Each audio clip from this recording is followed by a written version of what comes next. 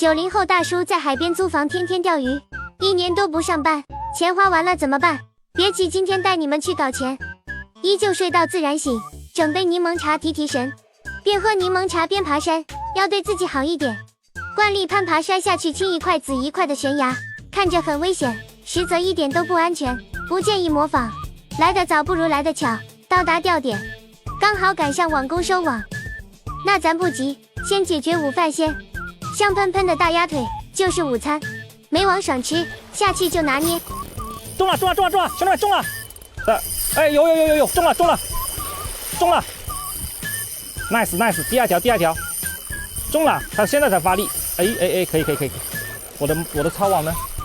嘿，鱿鱼来了，兄弟们，鱿鱼来喽！开心，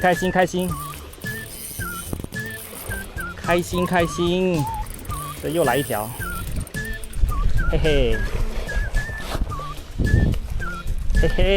又来一条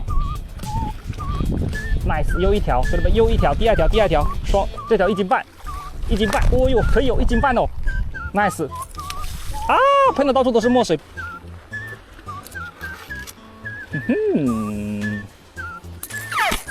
白了，又一条，窝囊废又有了，又可以快乐躺几天。接下来就搞点小鱼加餐，包皮牛我最爱。小呜呜也来喽，期间馋了就搞点海胆自助，边钓边抓，到处都是，现场开现场吃，主打一个新鲜。海胆虽小但黄挺多，中间这些黄黄的就是精华。喜欢吃海胆的建议带个小勺子，用剪刀不好挖。好甜，吃得太过瘾了，再整几个，感谢大自然的馈赠。新鲜的海胆简直香迷糊了，不好意思吃上瘾了。新鲜海胆自助，谁不爱？不停吃，不停抓，这就是赶海的乐趣嘛。不光吃，我还连吃带拿的打包。傍晚就迎着落日，掏点小酒歌。傍晚小酒歌吃口贼凶，又来一条，不停的上。